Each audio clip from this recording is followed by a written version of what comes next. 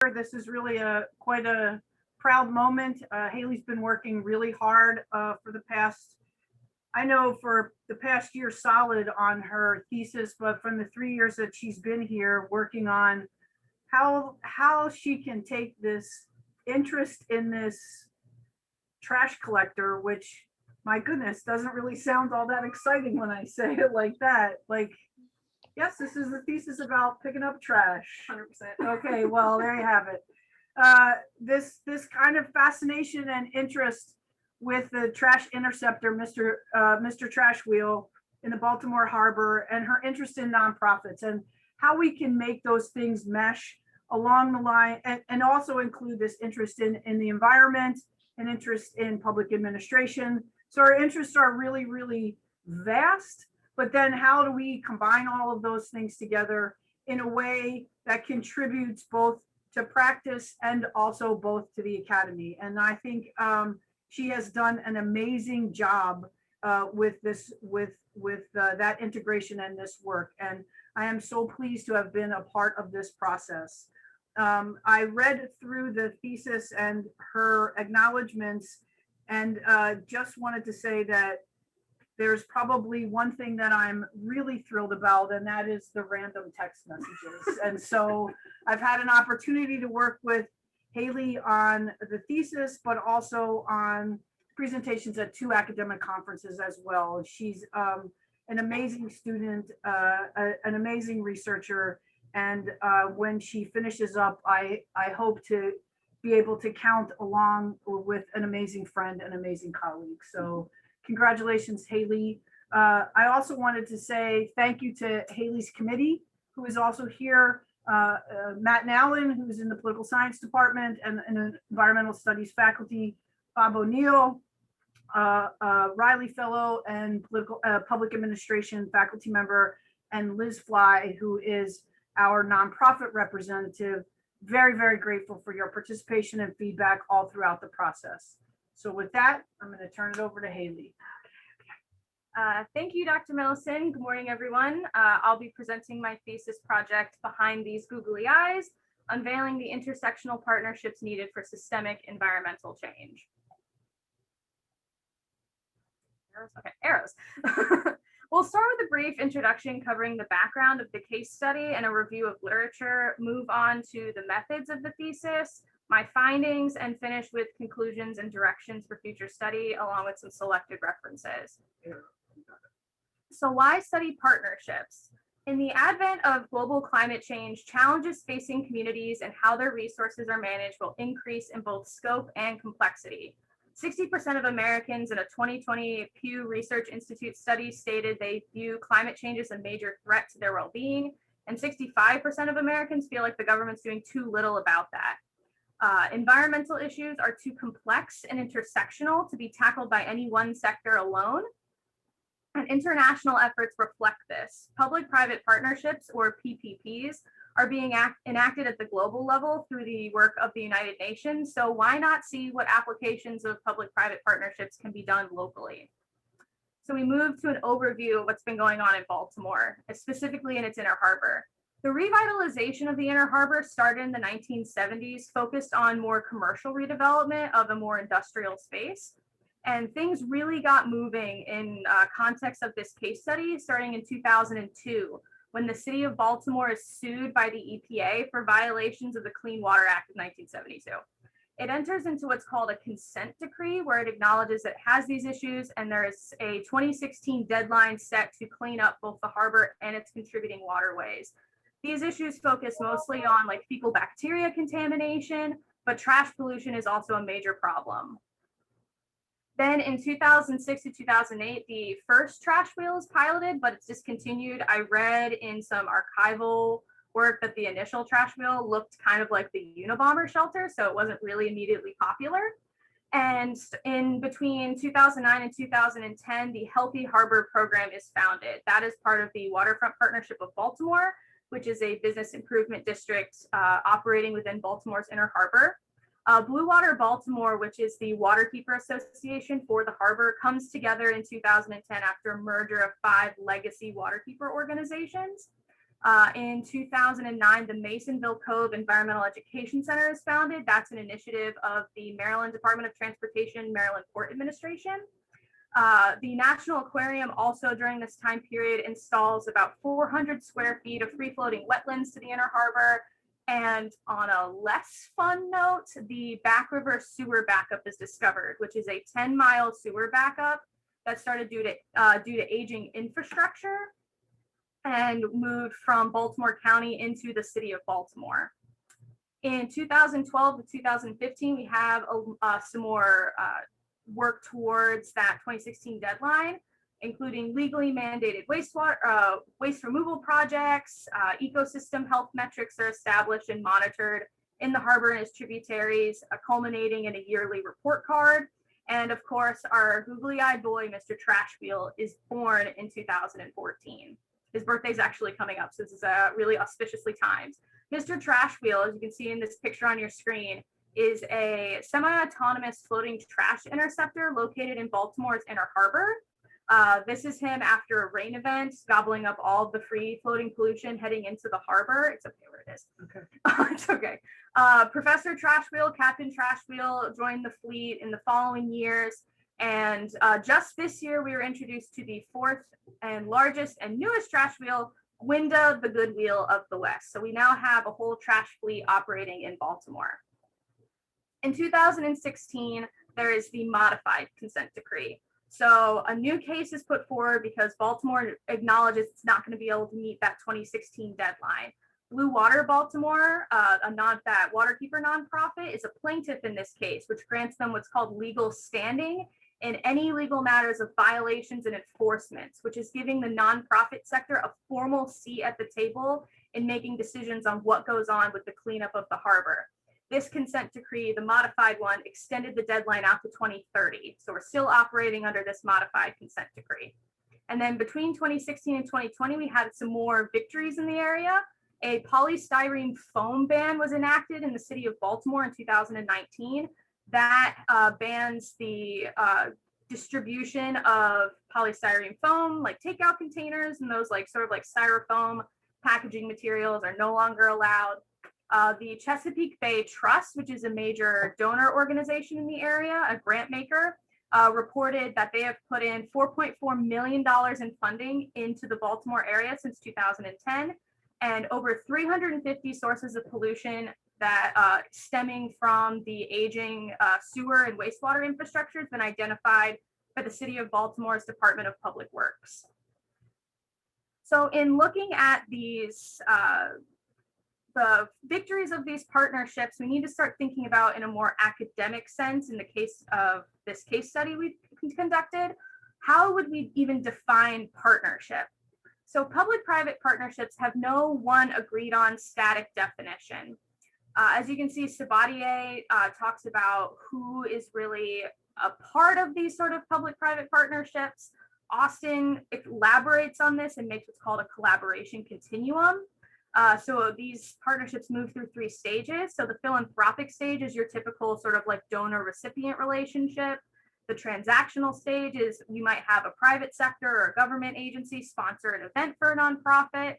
And stage 3 is what we really are looking for, which is the integrative stage. That is when 2 or more organizations have come together, merging of their missions, stakeholders, and activities into collective action. Scott's definition emphasizes that partnerships seek to improve management efforts and involving non-governmental stakeholders and spanning sectoral and geographic boundaries. Ansel and Gash add that there needs to be a sharing of goals or like a co-creation and implementation of these ideas. And SYNC defines it as a process by which organizations with a stake in a problem seek mutually determined solutions, pursuing objectives they could not achieve by working alone, which is the really important part. They're working on something together that they couldn't tackle by themselves. So in synthesizing how to best understand and define partnership, Sabatier and Austin's ideas on who participates combined with Scott and Ansel and Gash's ideas on how partnerships are focused on change at either the community or policy level, and embracing SYNC's thoughts on dynamism have led to the development of the following definition of public-private partnerships that we utilized in this case study. So we say the relationship between two or more organizations across sectors with a stake in a mutual policy problem that pursue an agreed upon objectives that could not be achieved by working independently is how we're operating in this case study. So throughout this case study, when we gathered our data, we viewed it through 5 different theoretical analyses. And we'll start with resource dependence theory. So resource dependence theory describes how public-private partnership might be used to attract resources needed for survival, and operates under the assumption that no organization controls all the resources that it needs to survive, and sustainability requires organizational interdependence. There are actions that these organizations can take to limit their resource dependence. One is mergers and acquisitions, which we saw in the Baltimore case study, where Blue Water Baltimore was a coming together or a merger of 5 different legacy organizations that were doing similar work and then decided like, hey, we could be doing more if we just all did this together. Joint ventures or alliances are sort of where the public-private partnership comes into play. That is where organizations will work together on joint ventures or align themselves together towards a shared goal. And the final is political action, which includes actions taken to create a better environment for the organization's work by reducing uncertainty. And that can be achieved through activities like lobbying and advocacy, which we'll talk about more later. Some motivations towards partnership that are explained by resource dependence theory include gaining necessary resources needed for survival. That can be things like monetary resources, that can be technology, that can be expertise, anything that the one organization needs that another organization has can create an interdependence between them. There's also motivations to reduce uncertainty, which Crapo talks about that being where these alliances are allowing more increased access to the political process. And there's also literature on how these partnerships can reduce overlap in services, making it more efficient. We move on to institutional theory, which is the external environment pressures organizations to conform to the prevailing rules, requirements, and social norms, or that organizations become more similar over time due to external pressures. And this is achieved through something or a process called isomorphism, which forces organizations to become more similar over time when responding to the same set of environmental conditions. There are 3 different types of isomorphism. Coercive isomorphism involves formal and informal pressures on organizations requiring them to conform, like laws or mandates. Mimetic isomorphism is when organizations mimic behaviors of organizations it feels are successful in response to environmental pressures, and can occur through things like employee transfer and employee turnover, or through participation in like industry trade organizations. And normative isomorphism occurs when organizations become more similar over time by adopting behaviors and strategies that societal or social norms deem necessary, or what they should be doing. Some motivations towards partnership explained by institutional theory include, are really pertinent for the private sector. 2 things that I found in my research are concepts called environmental and social governance data, as well as corporate social responsibility. That's where, where private businesses have started caring more about environmental and social issues as part of their business model in response to public pressure on those issues. And they also, organizations can undergo isomorphism as a motivation towards partnership to increase their own legitimacy through professionalization. Next, we have punctuated equilibrium theory, which explains why stable, consistent policymaking processes tend to occasionally experience disruptions and drastic policy changes that are departures from the past. So basically, if it's like sort of a graph, things will kind of move pretty steadily, then there's this big spike in activity, and then it goes right back to sort of normal. That's punctuated equilibrium. We also within this look at elite theory, which states that interest groups and the concept of power play large roles in how the agenda is set. We also look at policy images, or how a policy is framed for the public, which can create what's called policy and monopolies when they're employed successfully. And a policy monopoly is when a group with stake and influence in the policymaking process, their framing of the issue is the one that's most widely and generally accepted. Then we have advocacy coalition framework, which is an approach to the policy process that answers questions surrounding actors, coalitions, and the impact these two parties make on policy change. It incorporates multiple theories of the policy process in order to describe and explain more complex policymaking environments. Advocacy is activism around an issue such as the environment, and can involve activities like voter mobilization or influencing elected officials in supporting or rejecting certain policies.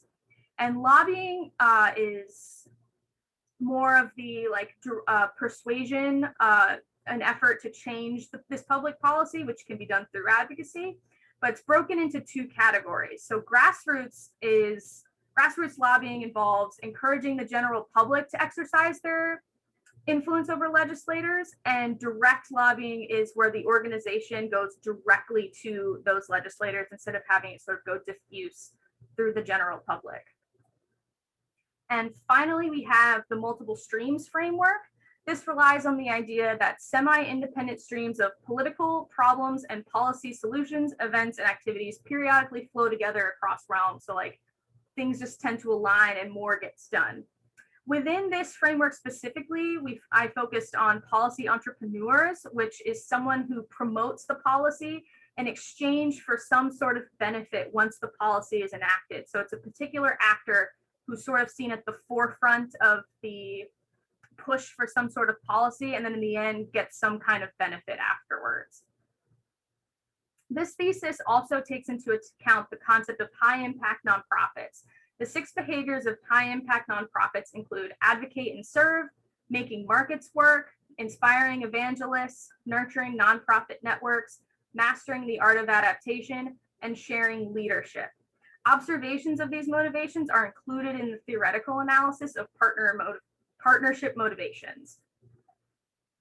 So to wrap all of this up, my research question for this thesis was, what are the financial, compositional, and political factors that drive environmental public-private partnerships in Baltimore, Maryland? The methodology that I used to gather data, it started with semi-structured interviews of relevant actors within Baltimore. In my 15 interviews, I was able to speak with 11 nonprofit representatives and 4 government agency representatives. After getting the data from these interviews, I also conducted an IRS 990 analysis for the nonprofit representatives.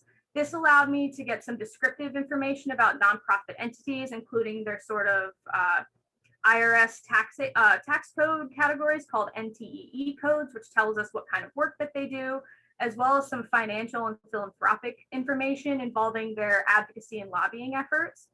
And finally, I matched all of this up with archival data, which included things like newspaper articles, organizational websites, and promotional materials to apply context and get a better understanding of the operating environment for these public-private partnerships.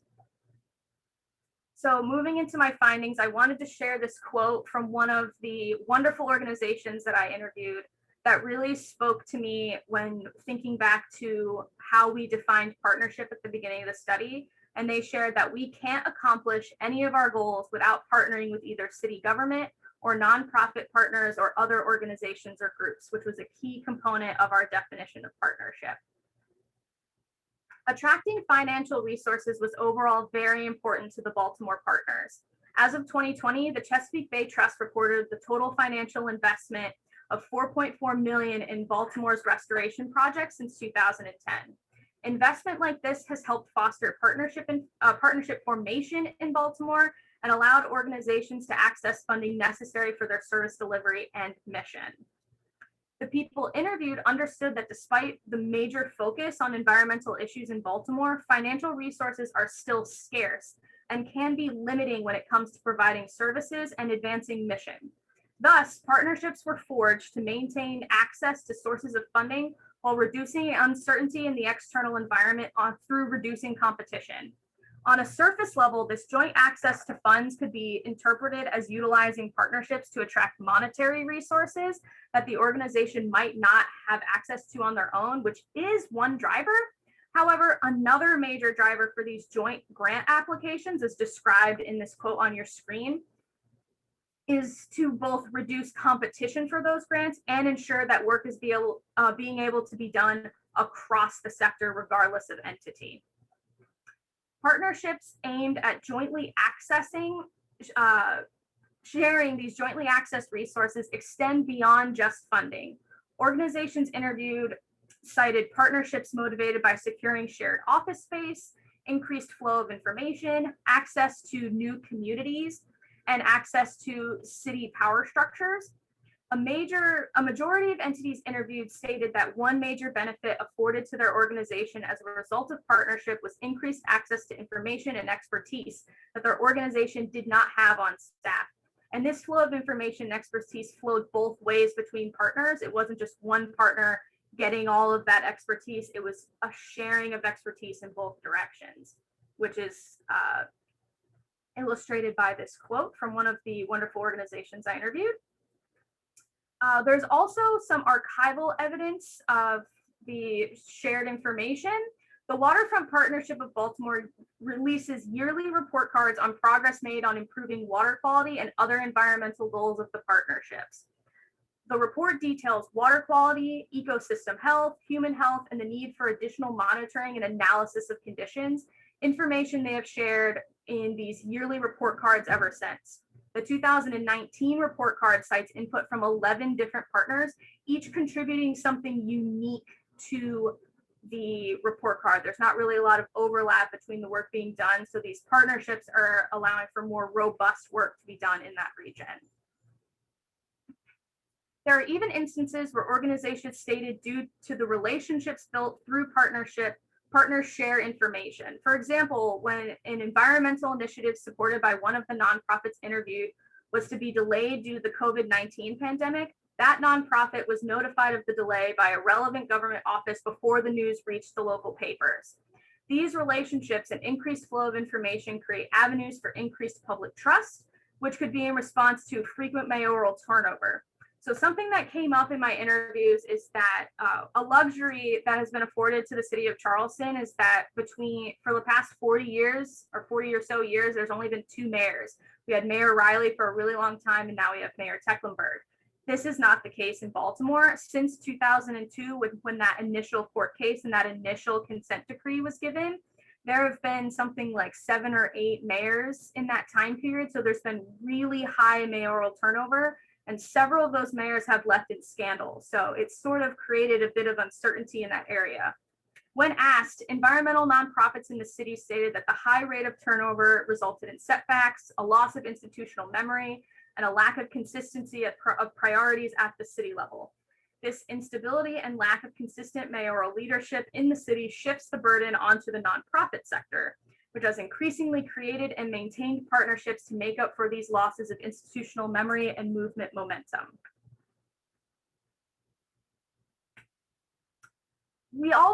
I was also introduced to the idea of non-traditional partners by the organizations that I interviewed.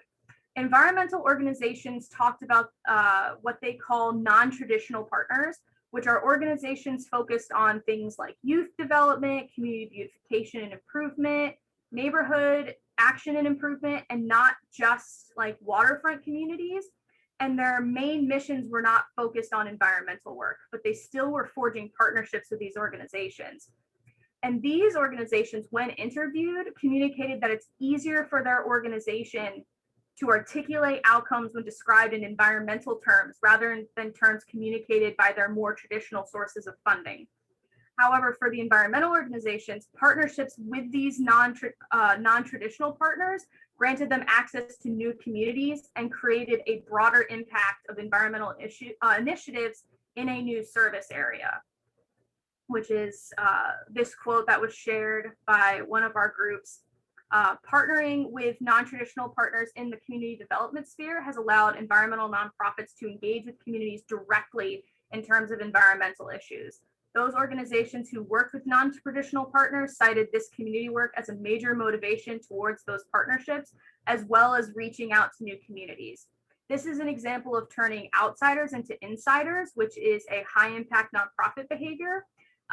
through their engagement of communities who might not place environmental outcomes on the top of their priorities, but for whom working with environmental organizations can have deeply meaningful experiences that bring them over to that environmental cause.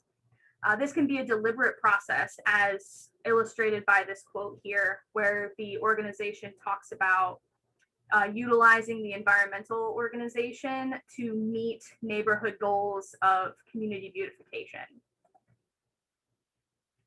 Partnerships have also allowed the organizations involved to have increased access to information within the city of Baltimore.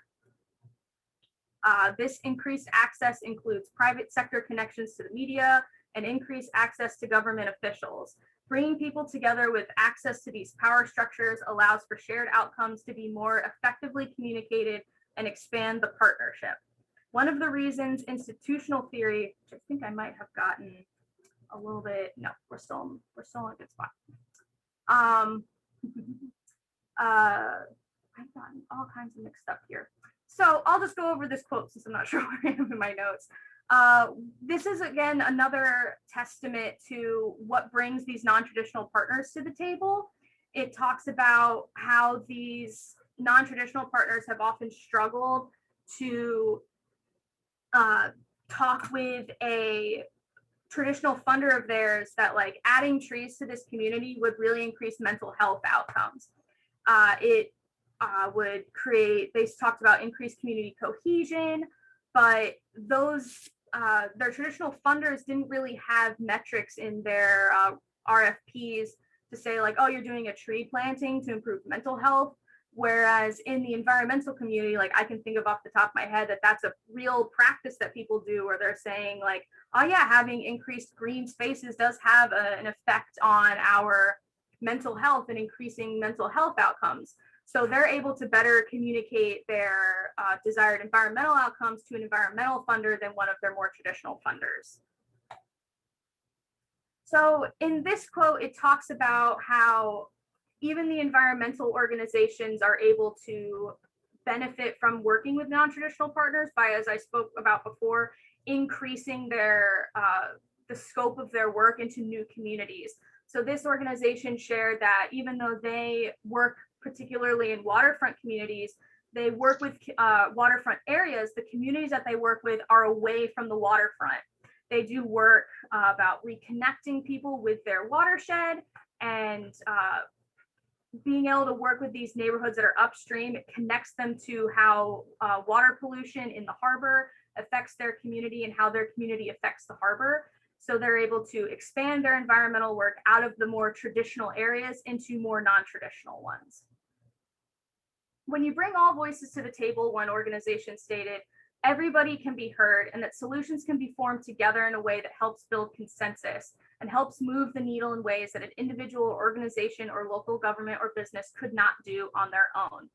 This is an example of how working together with like shared grants and sharing information and financial resources has helped sort of lower the temperature in the room and get real systemic change in these areas, because if there's a lot of environmental or mayoral turnover, the pressure kind of goes on to individuals and these nonprofit partners. One of the reasons we thought about institutional theories to have explanatory power in this case, which we're still talking about resource dependence, was that these organizations don't have specific environmental missions, but are yet involved in water quality work.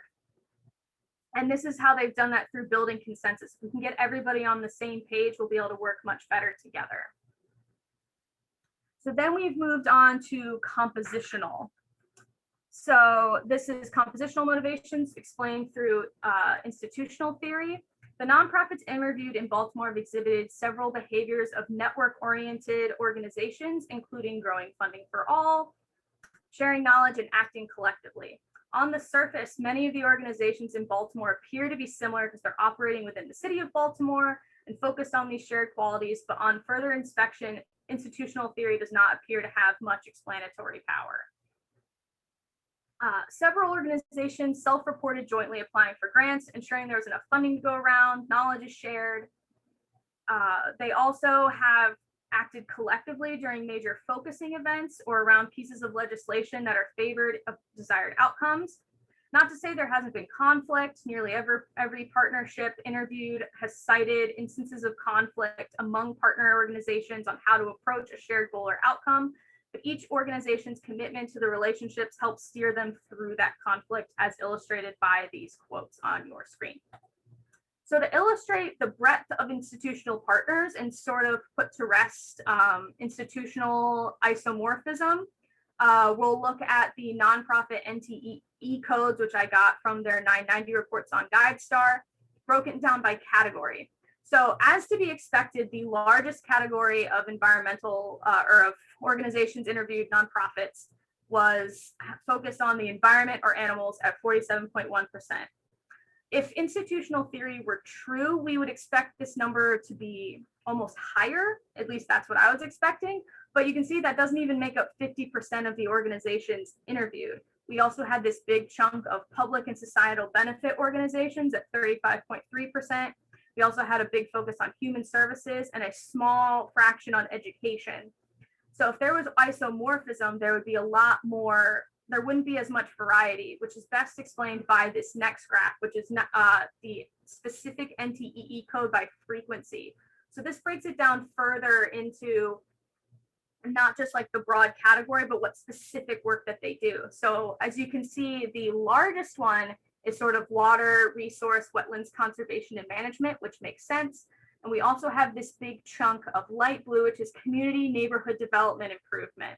So those were the environmental groups and their non-traditional partners, but there's a great deal of diversity in what all of these organizations do, which sort of, at least in my perspective, provided evidence that the partnership sought to include a broad representation of institutional partners that were neither similar in mission area, nor were these various partners morphing into environmental organizations, but rather each partner had a unique perspective that was deployed in the furtherance of a shared goal. While there may exist some pressures in the external environment that can be explained by institutional theory, such as the consent decrees, the original and the modified, and other factors, no evidence suggests that the organizations interviewed have undergone any sort of isomorphic process. Each individual organization has kept their identity while contributing the efforts to the efforts on the whole through differential elements of their mission. So we'll move on to the political motivations. And that first focusing event under punctuated equilibrium was identified as the 2002 court case resulting in the first consent decree. Just about every organization I interviewed touched upon this court case, acting as the catalyst for all of the work that came forward. And just to review, a focusing event is a sudden or rare event that generates massive attention to a public problem that may have otherwise been dormant. And that almost perfectly describes that first 2002 court case. Next, we have this polluted policy image that starts to take shape. That 2002 court case helped bring the problem of the polluted Inner Harbor to the forefront of Baltimore decision-making. However, those entities interviewed didn't report significant activity occurring until much later. This inaction gives rise to the first policy image of polluted water. In Baltimore, the idea of the Inner Harbor being unsafe for humans and plagued by issues of pollution and water quality becomes pervasive during this period of relative inaction, with one interviewed organization going as far to say, it's always a rumor, like if you fall in the Inner Harbor, you have to instantly go to the hospital and get your stomach pumped, you know, full of heavy metals and all this other stuff. And so I think there's also some urgency at the waterfront and not just environmentally. This is the introduction of a more human component to the work that's being done in that area. And it also gives rise to one of the first actions reported, which was the abandoned prototype trash wheel. Then the policy entrepreneur emerges in Mike Hankin of the Waterfront Partnership of Baltimore. Through Hankin's efforts to convene local stakeholders and create the Healthy Harbor Initiative, he demonstrated a commitment to fight the bureaucracy in Baltimore. His efforts took advantage of a policy window opened by both the consent decree and the mayor's focus on trash pollution, using his power, wealth, and visibility to take action so he could play a key role in creating a cleaner harbor. Mike Hankin and the Waterfront Partnership sort of convened the Healthy Harbor Initiative, and set out really ambitious goals of making the inner harbor swimmable and fishable by 2020 and trash free by 2030. And he was sort of the face of this effort in the public eye. The policy image of a severe pollution problem was expanded by the discovery of the Back River sewer backup in 2010. That was that 10-mile sewer backup that moved from the county of Baltimore into the city of Baltimore. It's an important catalyzing event and opened the door for partnering organizations to take on new work.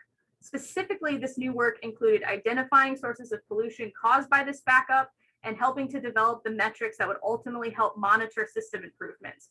Because of a commitment to information sharing, these partnerships help the City of Baltimore's Department of Public Works to identify 83% of sewer backups and to break ground on the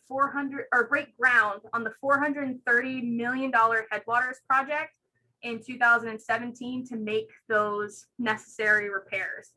Organizations involved in this water quality focused partnership cited the importance of building relationships and sharing information to reduce uncertainty in the form of bad press as motivations towards partnership. What's interesting from a punctuated equilibrium perspective is rather than returning to the stasis as predicted by the theory, which states that like there'll be pretty steady activity around a policy issue, a big spike in activity, then sort of go back to that stasis. After each catalyzing event in Baltimore, there appears to be a new level of sustained activity. So if we started here, we end up here. The 10-mile sewer backup served as an important catalyzing event and opened the door for partnering organizations to take on this new work. In spite of what might be imagined by promoting the image of a severely polluted harbor, groups were mobilized and energized to make a positive change as a result of this policy image. The second focusing event happens just after, it happens in 2016, we just talked about it earlier. It allows nonprofits to come to the forefront and have a say. As described by one of those interviewed, the 2016 modified consent decree that extended the deadline to 2030 allowed the waterkeeper organization Blue Water Baltimore to oversee, quote, anything the Department of Public Works did in reference to cleaning the waterways, and the Department of Public Works is who's in charge of these aging infrastructures. So we have this increasingly polluted policy image that gives rise, people are more motivated and energized to make a negative into a positive, and that's where we have Mr. Trash Wheel. I know you probably thought I forgot about him for a while, but trust me, he is always on my mind. So in spite of what might be imagined, which it would make sense if people were more apathetic, disgusted, angry by this, Mr. Trash Wheel was rolled out and sort of everything began to change. Plenty of other trash removal programs were in place around the city and the harbor before the installation of Mr. Trash Wheel, but something about Mr. Trash Wheel just made it into a social movement. He was a change in both policy image and venue. We went from just everybody thinking like, why is there so much trash in the harbor? Why is the water quality so bad? To watching this giant googly-eyed trash wheel eating up all of that garbage and having a social media presence. His social media markets his distinct personality, and he brings issues of water quality and pollution directly to citizens and encourages them to be more involved. In interviews, some organizational representatives spoke to how Mr. Trash Wheel and the Trash Wheel fleet have led to the public realization that there are many outflow points around the harbor that bring trash from deeper within the city and even the county into the inner harbor, and that the city as a whole is connected to the waterfront space. Through this change in policy image from a dirty, polluted waterfront to a googly-eyed Mr. Trash Wheel gobbling up that pollution, the partners centered their work on environmental action and have been able to maintain attention on the issues facing the harbor by creating and sustaining what's called positive feedback. The partners have moved beyond just securing resources and reducing uncertainty about those resources, but to utilizing political action and advocacy to better create a policy environment in which to do their work.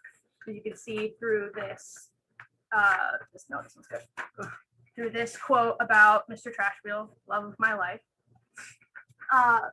As previously noted, after each focusing event, the corresponding increase of activity The level of sustained activity did not return to the pre-event state, but rather took on a more complex level of activity.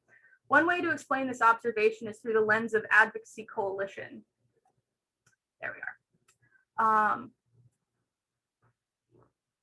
One way to explain a contributing factor to the Baltimore Advocacy Coalition's success in sustaining a new status quo in the environmental policy system is the high impact nature of the environmental nonprofit sector and working with intersectional partners.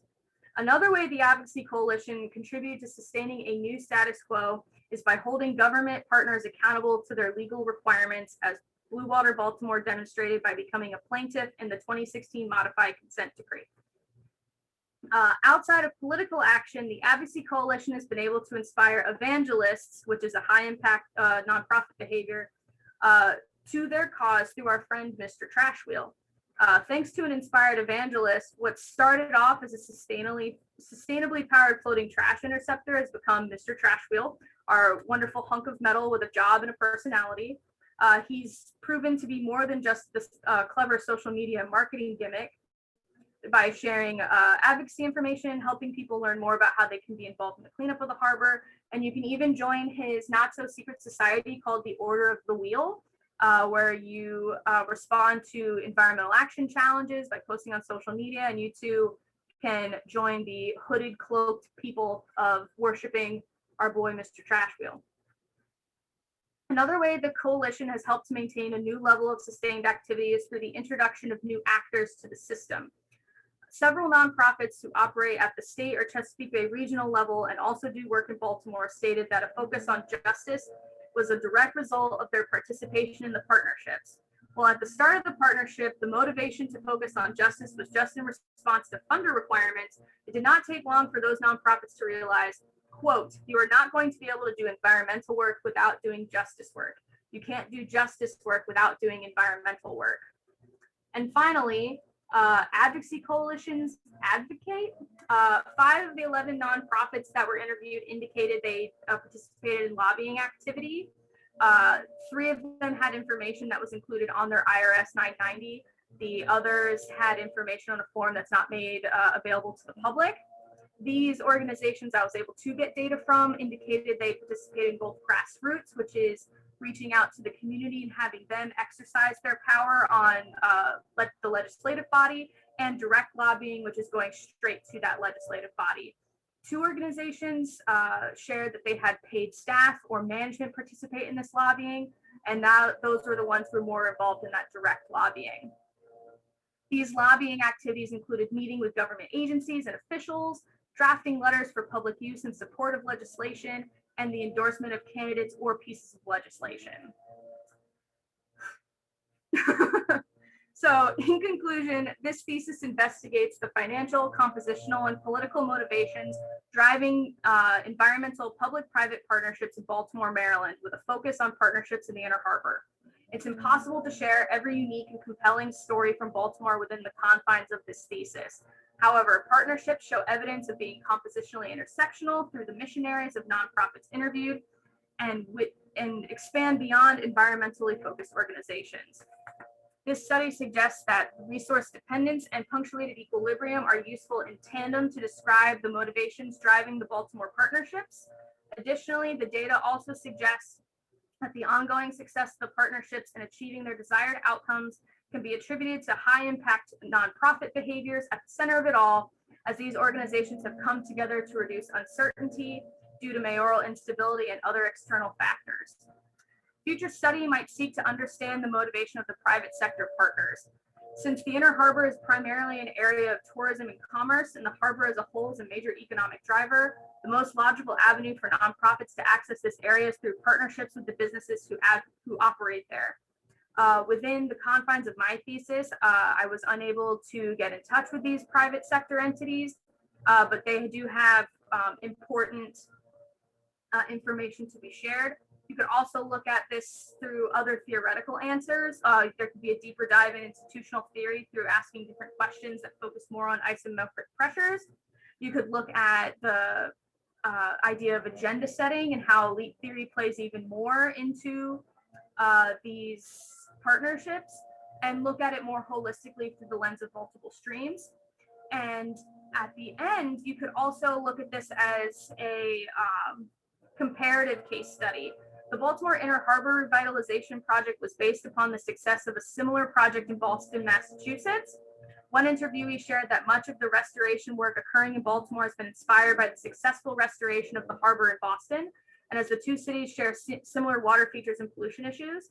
Charleston, South Carolina presents another possible case study focus. Both Boston and Charleston have waterfront area that focuses on tourism, faces similar issues of water quality, and have robust shipping industries that operate within their harbors.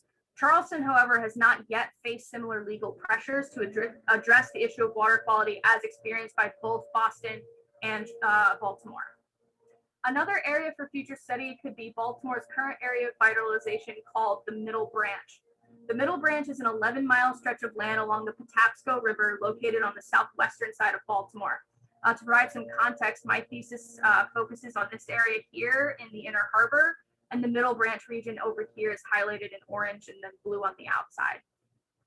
After the success of the Inner Harbor's revitalization taking place over the last 40 years, community-based organizations in the Middle Branch came together to start the process beginning in 2007 to revitalize their own area.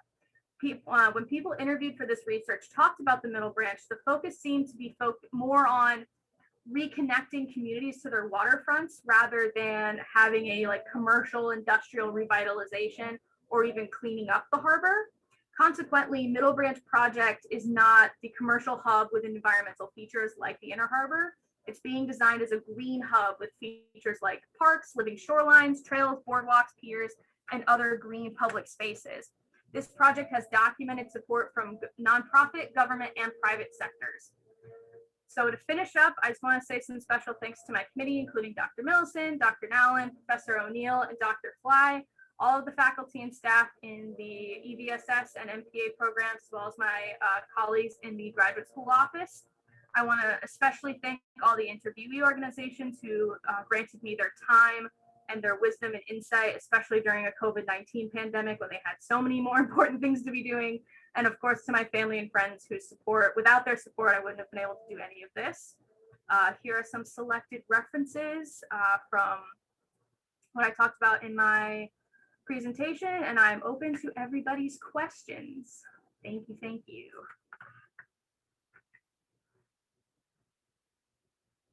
So I guess if you have a question, I'm gonna see if I can. I see I have some in the chat. Oh, thank you, everybody. Seeing everybody's comments in chat. So I guess if you do have a question, just go ahead and shout it out and I'll do my best to answer. I have a question, Haley. Yes, Dr. Watson. First of all, congratulations so much on all your work you've accomplished. And I'll echo what everyone is posting on the chat in that regard. And if folks haven't seen it yet, Haley's featured on in a great article in the College Today that just got released, and so I'll try and post that link in the chat as well. But I have I have a question, and one of my questions is this: this is a tremendous work, but let's be hypothetical for a second. Okay. And let's say that you're hired in the city of Charleston or the city of Seattle to work for them. What would you do in that office to do things based on what you learned in this thesis work? What would you do? That is a really excellent question, and one that I've thought about extensively as I've been applying for jobs. Like, what can I contribute based on the information that I've gleaned from this project? I honestly, my gut reaction is to just really think hard about that non-traditional partners. I feel with my own personal experience in the environmental field, we kind of tend to operate sort of with our backs to the world and our eyes on whatever it is we're focusing on. So if it's water quality, we're standing with our back to what's behind the water. We're just looking straight down at all right, there's a fecal coliform problem, there's a nurdle problem, there's this problem, and we don't as much think about the human perspective on the whole. Of course, there are exceptions to that rule. I think our program does a really good job of that. but I'd like to sort of position myself sideways, where I want to be able to broker those sort of non-traditional partnerships and sort of challenge that organization to say, yes, I know we have these environmental outcomes, but have we talked to community organizations? What are their environmental goals and how can we assist them? Because their environmental outcomes are going to affect our environmental outcomes. So we want to, with that, helping people stay focused on the sort of end goal and how each individual organization can contribute their best to that shared goal, whether it's a traditional partner or a non-traditional partner. Does that answer your question? Totally. Thank you so much again, Haley. And again, congratulations to Dr. Millesen and the whole committee for shepherding it through as well. Shepherding, yes. Anybody else have any questions? Haley, do you have a question from Zach in the chat? Sure, yes. How can I help? Oh, I can read it. I can read it too if you want. Okay, so Zach asks, regarding advocacy coalition framework, are most partnerships and coalitions informal? Are there established formal working groups or individual independent nonprofits and connecting with other nonprofits? So I'll try and answer this sort of stepwise. To them, they feel all of their partnerships are informal. Whenever I ask them about how they do measuring the success of their partnerships, they always have used the word informal. So by their own definition, they feel they are informal with their partnerships. Within these more established partnerships, there are working groups. So Blue Water Baltimore works with a number of community beautification and sort of neighborhood action groups in a formal alliance whose name suddenly escapes me, which is really aggravating. But some of them do have formal names to their partnerships and they have regular meetings. The Middle Branch is really on the ball with that. I got to speak with an organization who's heavily involved with the Middle Branch. Theirs feels a little more formalized than the Inner Harbor ones. So I would say it's mostly informal. They do have sort of widely established goals, but they communicate them to one another in a way so they're like, if they're jointly accessing a resource, they're like, here's what I'm going to be able to do with this money, here's what you're going to be able to do with this money, and they just kind of do it. And there are individual independent nonprofits that connect with the other ones, and that's just because there's a really big culture of the importance of partnership and connection in the Maryland area. There's fluidity with these partnerships based on the issue at hand. So there's nothing that's really like formal and rigid unless it's like a named partnership. And even that, it's still more of a like, we feel it out on how, based on like, how do we feel about each other? Is this something we still want to keep working on? That's by their own words, how they described it. Yes, Lucy, I see your hand. I really liked your answer to that. I have another question. Mm-hmm. So you came to this program with a very strong natural science background. You studied marine science, yep. Right? Correct, marine bio. Yeah, marine bio. And when you came into this program, this concurrent program, you really delved into the social sciences. How do you think this research project in general, but also your time in the program, change your perspective on how we do resource management and marine sciences in general? Oh geez, completely, 150 million %. In my background, I didn't know the word social science until I came here. I didn't know that was a real thing that existed. My undergraduate program was very much focused. We learned about like the types of science work in one of Dr. Nowlin's classes, where I was very much like a true scientist, where I was taught like you do your research to gather information for the sake of information. I had the pleasure of working with a coral reef ecologist on a study abroad who got multi-million-dollar grants from NASA and produced this like crazy contraption that measured the frequency of light bouncing off of coral reef heads. And so I raised my hand. I was like, why are you doing that? And he's like, because NASA's paying me to do it. I'm like, but what does it tell us? Like, what does it do? And he looked at me like I had 3 heads. So I was like, there's got to be more to this science thing than just like do the thing for the sake of the thing. so in learning social science and sort of the public perspective and resource management, I've shifted from a like, we need to improve water quality because that's what we need to do. Like, it's water quality for the sake of water quality. It's like, no, if we're improving water quality, we're also like improving human lives over here. It could afford people access to resources that they might have been historically excluded from. And we really have to think about what our environmental action outcomes, how they impact like real people. And that was not a thing I thought about until I started here, which is wild now to think about as I'm like on the other side of it, like thinking back like 2018, Haley would just be like, I think I talked about recently where like obvious an example is like my old frame of thinking is like, we have to eliminate our reliance on coal because coal is evil and terrible and does all these horrible things. But now I have to think about, okay, if we're going to get rid of the coal industry, how are we going to assist coal communities who have been dependent on that line of work and the resources afforded to them by doing that line of work for generations? Like, that's not a question I would have asked myself 3 years ago. I hope that answered your question, Lucy. It did. Awesome job. I loved your presentation. Thanks. I think, Alyssa, did you have your little hand thing up or are you just clapping? I was just clapping for you because I loved everything you said. Sick. Let me see if I got anything in the chat. But yeah, does anyone else have any other questions? Just feel free to shout them out as I chug water. I have one more question and then I'm done, I promise. Tell me all about it.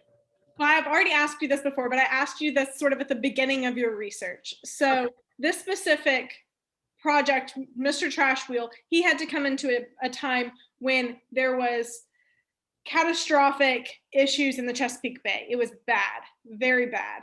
So how would you kind of give someone advice to make adaptations, make mitigations before it gets that bad? How do you create these collaborations, create these partnerships before we're like, you have to do this because we cannot do anything else? And what would you recommend to someone? That is the $1 million question, isn't it? It seems like I wouldn't even say societally, I would say like we as like humanity tend to be really reactive as opposed to proactive. And I think we've had so many experiences in like how poorly it goes in being reactive, and with how global everything is now, like it's easier than ever to just have access to a wealth of information, which that presents different challenges that are relevant, but also not relevant to the question. And there's not really an excuse anymore to just rely on being reactive. We have to really think about what it is that we value as a society. Like, what is the public value that we most prioritize within a community, a society, a city, state?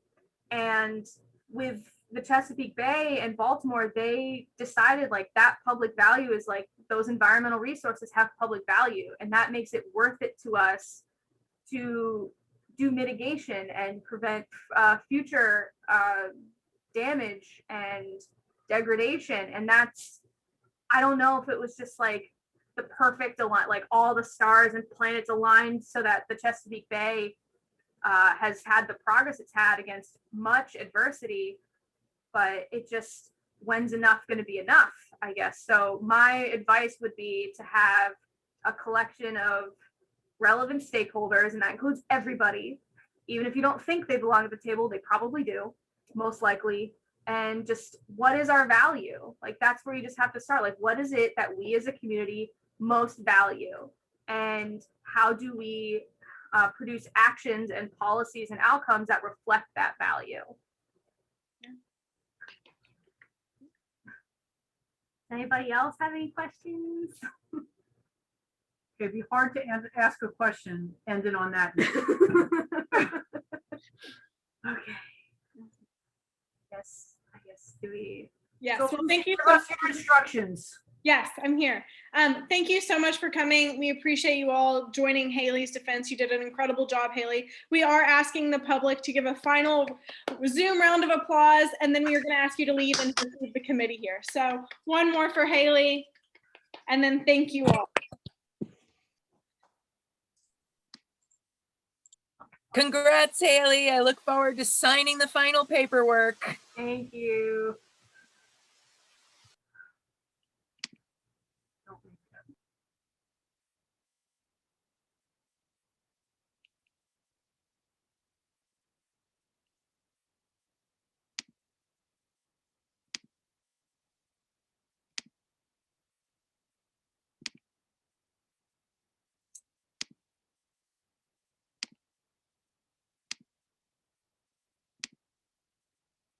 Sorry, I'm just getting a You're booting people, yeah? yeah.